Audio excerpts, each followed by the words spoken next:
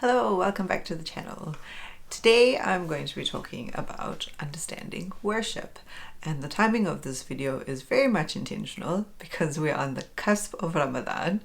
This is the time of year where we are trying to increase our acts of worship. We're trying to maximize our time as much as possible because we're trying to get as many rewards, as many good deeds, as many acts of worship in. And I think that this might help you.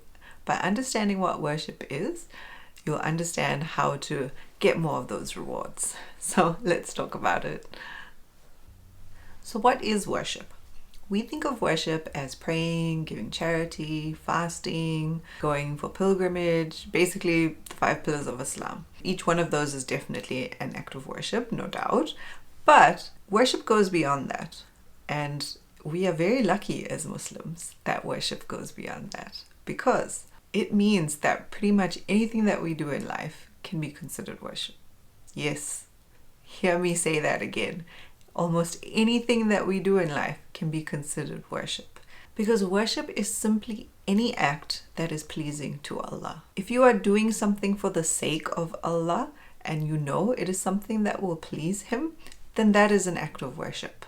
So every time you take care of yourself, every time you feed your children, every time you clean your home, every time you teach somebody else a new skill, every time you say salam to a complete stranger, all of these can be acts of worship because you know all of these things are pleasing to Allah. The thing that makes it an act of worship is your intention. If you are doing it for the sake of Allah, it is an act of worship.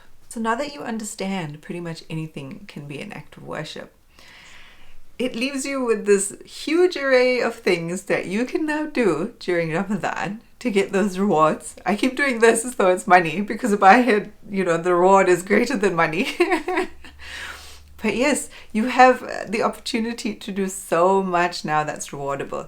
And I'm telling you this because so many of us feel like we cannot get enough done during Ramadan.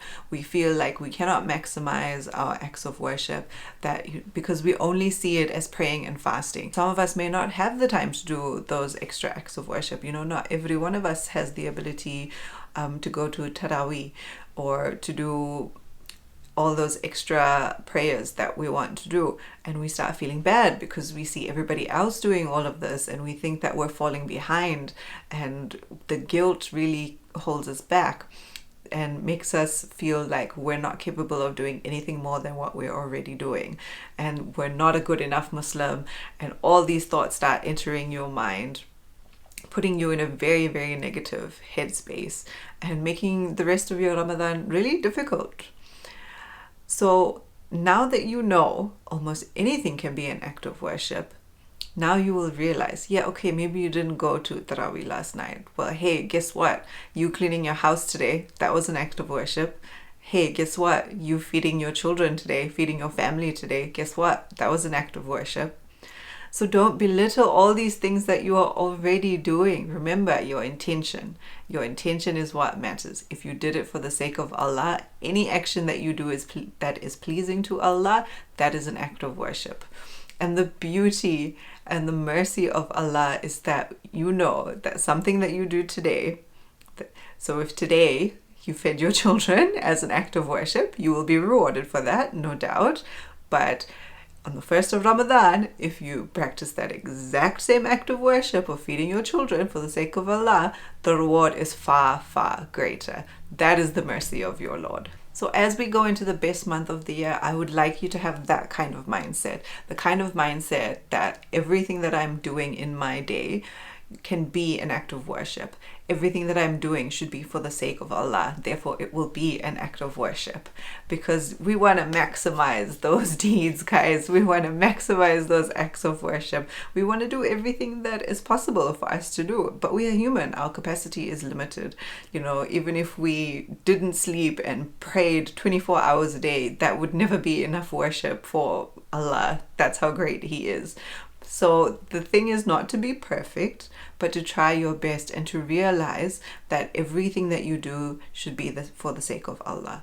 Every little thing that you do can be an act of worship. Use this to your advantage during Ramadan.